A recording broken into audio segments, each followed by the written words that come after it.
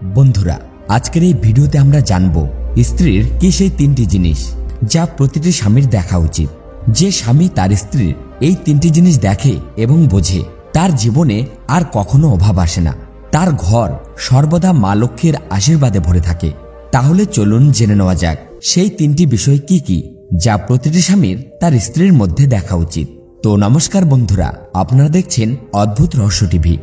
এক সময়ের কথা, এক গ্রামে রামদাস নামে এক ব্যক্তি বাস করত। সে তার স্ত্রীর কারণে খুবই বিরক্ত ছিল, কারণ তার স্ত্রী তাকে প্রায় অপমান করে বলতো, তোমার কাছে আছেই বাকি, ঘরে খাবার পর্যন্ত কিছুই নেই। বন্ধুরা, রামদাসের বাড়িতে একদম অভাব দেখা দিয়েছিল। ঘরে একটা টাকাও ছিল না, এমনকি খাবারের মতো একটি দানাও মজুদ ছিল না।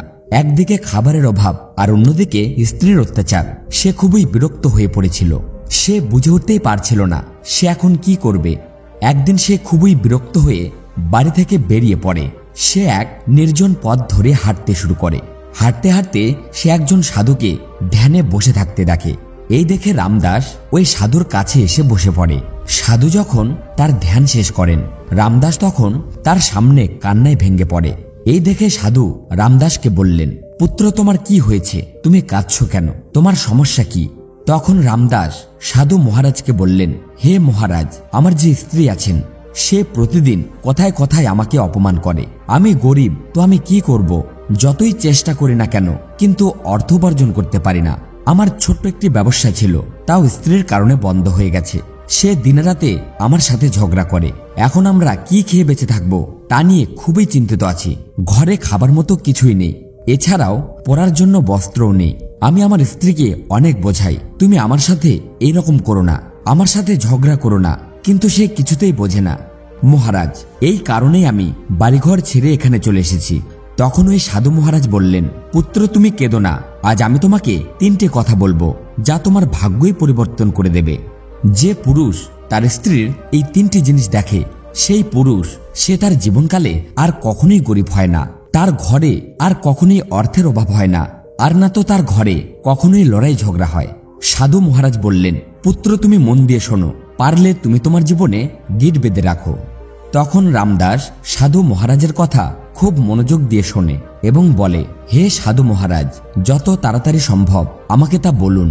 তখন সাধু মহারাজ রামদাসকে গল্প শোনান এবং বলেন, এক শহরে এক কৃষক বাস করত। তার অনেক জমি জমা ছিল, যেখানে সে দিনরাত কঠোর পরিশ্রম করত। তার বাড়িতে কৃষক ও তার স্ত্রী বাস করত। ওই কৃষক এবং তার স্ত্রীর মধ্যে অনেক ভালোবাসা ছিল। তাদের মধ্যে কখনোই লড়াই ঝগড়া হতো না। এই কারণে তাদের বাড়িতে সবার মধ্যে শান্তি বাস করত। তার ক্ষেতগুলোতে এতই ফসল উৎপাদন হতো যে দিনে দিনে সে আরো ধনী হতে লাগলো। কৃষক ও তার স্ত্রীর মধ্যে এতটাই ভালোবাসা ছিল যে যা দেখে আশেপাশের মানুষ তাদের দেখে ঈর্ষা করত। ধীরে ধীরে গ্রামের সমস্ত মানুষ জানতে পারলেন যে ওই কৃষক এবং তার স্ত্রীর মধ্যে গভীর ভালোবাসা রয়েছে। এই খবর একসময় শহরের রাজা পর্যন্ত পৌঁছায়। রাজা ওই কৃষক এবং তার স্ত্রীর অনেক প্রশংসা করেন। তিনি সবাইকে বলেন, আমাদের শহরেও এমন এক কৃষক এবং তার স্ত্রী আছেন যাদের মধ্যে কখনোই লড়াই ঝগড়া হয়নি। তারা একে অপরকে এতটাই ভালোবাসে যে আমি আমার জীবনে এমন ভালোবাসা কখনো দেখিনি। একদিনের কথা, একদিন রাজা পুরো রাজ্য জুড়ে ঘোষণা করে দেন যে রাজ্যের প্রতিটি বাসিন্দা তারা তাদের বাড়িতে ঘি দিয়ে প্রদীপ জ্বালাবে। এই শুনে রানী রাজাকে প্রশ্ন করলেন, আপনি এমন কেন করছেন? সবার বাড়িতে ঘিয়ের প্রদীপ জ্বালানোর জন্য কেন আদেশ করছেন? রাজা মৃদু হেসে বললেন, প্রদীপ হলো ভালোবাসার প্রতীক। যে বাড়িতে ঘিয়ের প্রদীপ জ্বলে সেই বাড়িতে সর্বদাই প্রেম ভালোবাসা বজায় থাকে। আমি চাই যে প্রেম ওই কৃষক ও তার স্ত্রীর মাঝে রয়েছে, সেই প্রেম আমাদের নগরের প্রতিটি স্বামী স্ত্রীর জীবনে ছড়িয়ে পড়ুক। তাই আমি চাই প্রতিটি ঘরে ঘরে প্রদীপ জ্বালানো হোক। রাজা তার সৈন্যদের আদেশ দিলেন, যাও, রাজ্যের প্রতিটি কোণে কোণে গিয়ে ঘোষণা করে এসো, আজ রাতে রাজ্যের প্রতিটি ঘরে ঘরে ঘিয়ের প্রদীপ জ্বালাতে হবে এবং তা সারা রাত ধরে জ্বলবে। রাজার আদেশ মেনে নগরের সব বাসিন্দা তারা তাদের ঘরে ঘিয়ের প্রদীপ জ্বালিয়ে দিল। কিন্তু মধ্যরাত হতেই দেখা গেল যে অধিকাংশ বাড়ির প্রদীপ নিভে গেছে, একমাত্র কৃষকের বাড়ির প্রদীপ তখনও জ্বলছিল। বন্ধুরা, আসলে সেই প্রদীপ সবসময় কৃষকের স্ত্রী জ্বালাতেন। তিনি কারো কথাই শুনতেন না, নিজের ইচ্ছেমতো কাজ করতেন, যা তার মনে হতো তাই করতেন। তবুও কৃষক তাকে কখনো বাধা দিতেন না। তিনি ছিলেন অত্যন্ত বুদ্ধিমান। কৃষক মনে করতেন, যদি আমি আমার স্ত্রীকে সব সময় বাধা দিই তাহলে সংসারে অশান্তি বাড়বে। এই কারণে তিনি তার স্ত্রীর অনেক ব্যাপারেই মেনে নিতেন, যাতে সংসারে শান্তি এবং ভালোবাসা বজায় থাকে। রাজা নিজের মহল ছেড়ে পুরো নগরের দৃশ্য দেখছিলেন।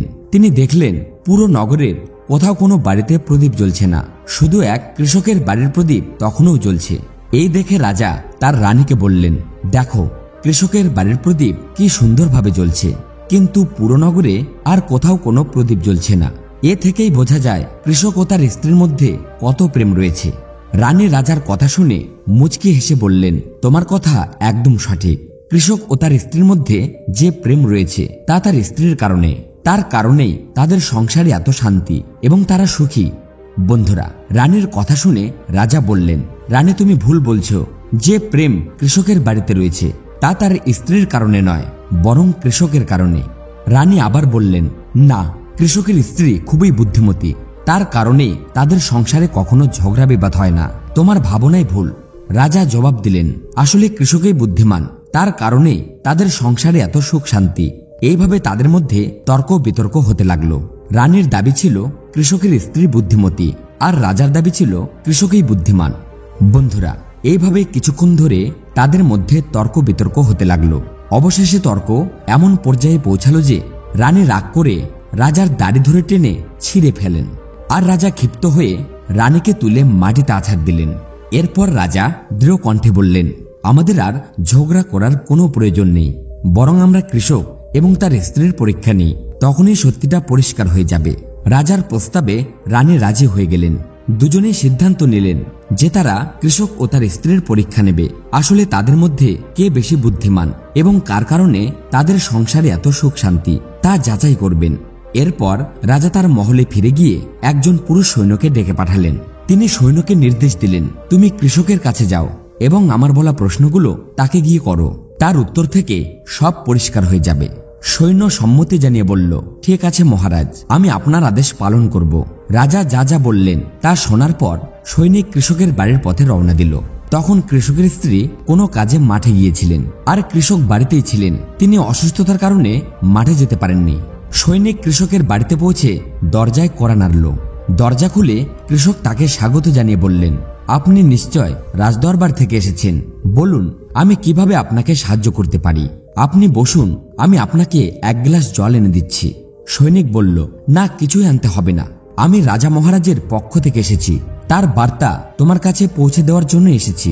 কৃষক শান্তভাবে জিজ্ঞেস করলেন, ঠিক আছে, তাহলে বলুন রাজা মহারাজ আমার জন্য কি বার্তা পাঠিয়েছেন। সৈনিক কৃষককে বলল, রাজা মহারাজ বলেছেন যদি তুমি তোমার স্ত্রীকে ছেড়ে দাও তাহলে রাজা তোমাকে প্রচুর হীরামতি উপহার দেবেন। শুধু তাই নয়, তোমার জমির দ্বিগুণ জমি এবং রাজমহলের অর্ধেক অংশ তোমার নামে লিখে দেবেন। কৃষক সৈনিকের কথা শুনে শান্তভাবে উত্তর দিল, রাজা মহারাজ চাইলে তার পুরো রাজমহল আমাকে দিয়ে দিতে পারেন, তবুও আমি আমার স্ত্রীকে ছাড়ব না। তুমি ফিরে গিয়ে তোমার রাজাকে বলে দিও কৃষক এমনই বলেছে। সৈনিক ফিরে গিয়ে রাজাকে পুরো ঘটনা জানালো। সেই সময় রানীও সেখানে উপস্থিত ছিলেন। তিনি পুরো ঘটনাই শুনলেন এবং শোনার পর বললেন, আপনি তো শুধু কৃষকের পরীক্ষা নিয়েছেন, কিন্তু কৃষকের স্ত্রীর পরীক্ষা এখনো নেননি। তাহলে এভাবে আমরা কিভাবে নিশ্চিত হতে পারি যে কার মধ্যে বেশি বুদ্ধি এবং কার মধ্যে বেশি প্রেম রয়েছে? রানীর প্রস্তাবে রাজা সম্মত হলেন। এবার রানী নিজেই সিদ্ধান্ত নিলেন যে আমি কৃষকের স্ত্রীর পরীক্ষা নেব। রানী এক সৈনিককে ডেকে বললেন, তুমি কৃষকের বাড়িতে যাবে এবং আমার বলা কথাগুলো গিয়ে কৃষকের স্ত্রীকে বলবে। তবে একটি কথা মনে রাখবে, এই কথা কেবল তখনই বলবে কৃষক যখন বাড়িতে থাকবে না। সৈনিক মাথা নেড়ে জিজ্ঞেস করল, রানীমা কি বলতে হবে সেটা আমাকে বলুন। রানী সৈনিককে সমস্ত পরিকল্পনা বুঝিয়ে দিলেন। এরপর সৈনিক কৃষকের বাড়ির পথে রওনা দিল। সৈনিক বাড়িতে পৌঁছে ডাক দিল, কেউ আছেন? কৃষকের বাড়ির কেউ কি আছেন? ডাক শুনে কৃষকের স্ত্রী বাড়ি থেকে বের হয়ে এলেন। তিনি বললেন, বলুন কি হয়েছে, আপনি কে এবং কি বিষয়ে এখানে এসেছেন, কেন এত হইচই করছেন? সৈনিক বলল, আমি রাজমহল থেকে এসেছি, আমাকে রানী সাহেবা পাঠিয়েছেন। কৃষকের স্ত্রী বললেন, ঠিক আছে, বলুন কি জন্য এসেছেন। সৈনিক বলল, রানী বলেছেন যদি তুমি তোমার স্বামী কৃষককে হত্যা করো তাহলে রানী তোমাকে প্রচুর হীরামতি আর গহনা উপহার দেবেন। শুধু তাই নয়, বর্তমানে তোমাদের কাছে যত জমি জায়গা আছে তার দ্বিগুণ জমি জায়গা তোমাকে দেওয়া হবে। সাথে রাজমহলের অর্ধেক অংশও তোমাকে দেওয়া হবে। এই প্রস্তাব শুনে কৃষকের স্ত্রী আশ্চর্যজনকভাবে রাজি হয়ে গেলেন। তিনি বললেন, ঠিক আছে, যদি রানী সাহেবা আমাকে এত কিছু দেন তাহলে আমি আমার স্বামীকে হত্যা করতে রাজি। সৈনিক অবাক হয়ে জিজ্ঞেস করলেন, কিন্তু রানী কিভাবে বুঝবেন যে তুমি তোমার স্বামীকে হত্যা করেছ? কৃষকের স্ত্রী মুচকি হেসে বললেন, আমার ঘরে যে প্রদীপ জ্বলছে সেই প্রদীপটি আমি আমার স্বামীকে হত্যা করার পর নিভিয়ে দেব, তখন বুঝে নিও যে কাজ সম্পূর্ণ হয়েছে। সৈনিক কৃষকের স্ত্রীর কথা শুনে তৎক্ষণাৎ রাজমহলে ফিরে গেল এবং রানীকে সব জানালো। কৃষকের স্ত্রীর এই উত্তর শুনে রানী স্তম্ভিত হয়ে গেলেন। তিনি বললেন, আমি কখনোই ভাবিনি যে কোনো স্ত্রী এমন ভয়ানক কাজ করতে রাজি হবে। রানীর মুখে চিন্তার ছায়া পড়ে গেল। তিনি রাজাকে সব জানালেন। কৃষকের স্ত্রীর কথাগুলো শুনে রাজাও গভীরভাবে চিন্তিত হলেন এবং বললেন, আমি কোনোভাবেই চাই না যে আমাদের পরীক্ষার কারণে এক নিরীহ মানুষের প্রাণহানি ঘটুক। এরপর রাজা নগরের সমস্ত লোককে ডেকে পাঠালেন। তিনি বললেন, আমি চাই তোমরা সবাই কৃষকের বাড়িতে যাও এবং কৃষককে এইসব কথাগুলো জানাও। কৃষককে সতর্ক করো যাতে তার স্ত্রী তাকে হত্যা করতে না পারে। এদিকে সৈন্যরা কৃষকের বাড়ির পথে রওনা দিল। তাদের মনে একটাই চিন্তা, কিভাবে কৃষককে রক্ষা করা যায় যাতে তার স্ত্রী তাকে হত্যা করতে না পারে। রাজার সৈন্যরা যখন কৃষকের বাড়িতে পৌঁছালেন তখন তারা দেখলেন কৃষক নিথর হয়ে পড়ে আছেন। এক সৈনিক বলে উঠল, তোমাকে তো রাত্রিতে কৃষককে হত্যা করতে বলা হয়েছিল, তাহলে তুমি কেন দিনের বেলাতেই তাকে হত্যা করলে? কৃষকের স্ত্রী ঠান্ডা গলায় উত্তর দিলেন, কৃষককে তো আমি হত্যা করতে চেয়েছিলাম, রাতে তো শুধু প্রদীপ নেভানোর কথা ছিল, তাই আমি তাকে দিনে দুপুরেই বিষ দিয়ে হত্যা করেছি। এই কথা শুনে সৈন্যরা হতবাক হয়ে দ্রুত রাজমহলে ফিরে গেলেন এবং রাজা রানীকে পুরো ঘটনা জানালেন। খবর শুনে রাজা এবং রানী খুবই ক্রোধিত হয়ে পড়লেন। রাজা বললেন, এই নারীর শাস্তি হওয়া উচিত, তাকে বন্দী করে নিয়ে এসো। সৈন্যরা দ্রুত কৃষকের স্ত্রীকে গ্রেপ্তার করে রাজমহলে নিয়ে এলো। রাজা তার দিকে তীক্ষ্ণ দৃষ্টিতে তাকিয়ে বললেন, তুমি এমন কাজ কিভাবে করলে? তুমি কতটা লোভী, তোমার মনে কেবল টাকার প্রতি ভালোবাসা ছিল। কৃষকের স্ত্রী শান্ত গলায় উত্তর দিলেন, মহারাজ, আমাকে ভুল বোঝার চেষ্টা করবেন না। আমি কৃষককে মারার পরিকল্পনা আগে থেকেই করেছিলাম। আমি তো শুধু একটি সুযোগ খুঁজছিলাম। রানী বিস্মিত হয়ে জিজ্ঞেস করলেন, কিন্তু কেন? তুমি তোমার স্বামীকে কেন হত্যা করতে চেয়েছিলে? কৃষকের স্ত্রী বললেন, আপনারা যা জানেন তা হলো তার একটি মুখোশ। কৃষক ঘরের বাইরে একজন ভালো মানুষ ছিল, কিন্তু ঘরের ভিতরে সে একজন ভিন্ন মানুষ। সে প্রতিদিন আমার সঙ্গে দুর্ব্যবহার করত, আমাকে গালিগালাজ করত, কখনো কখনো মারধরও করত। আমি এতদিন ধরে সহ্য করেছি, কিন্তু আর পারছিলাম না। আমি কেবল একটি সুযোগের অপেক্ষায় ছিলাম, তাই আমি তাকে আজ হত্যা করেছি। রাজা স্তম্ভিত হয়ে বললেন, তাহলে কি সত্যি কৃষক এমন ছিল? রানী বললেন, এই পরিস্থিতি বিচার করা সহজ নয়, আমাদের সব দিক বিবেচনা করতে হবে।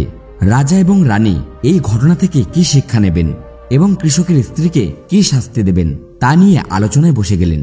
বন্ধুরা, ওই সাধু বাবা এই গল্পটি রামদাসকে শোনাচ্ছিলেন। এরপর সাধু বাবা রামদাসকে বলেন, এখন তো তোমার বুঝতে পারা উচিত যে নারীর এমন 3টি বিষয় কি যা প্রতিটি পুরুষের দেখা উচিত।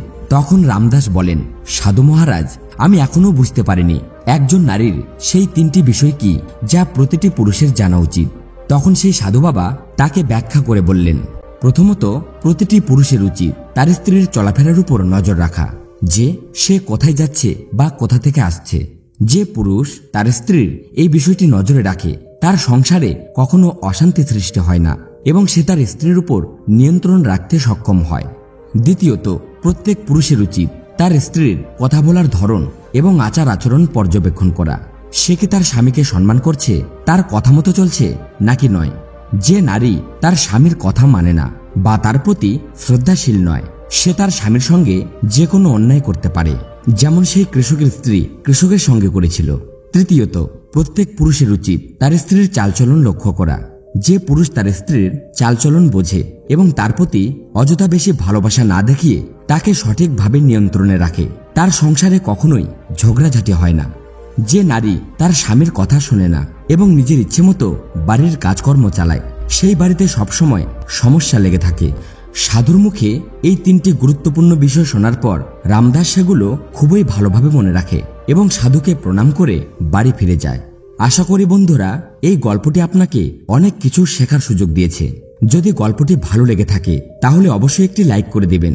আর কমেন্ট বক্সে পুরো শ্রদ্ধার সাথে লিখবেন জয় শ্রীকৃষ্ণ, রাধে রাধে।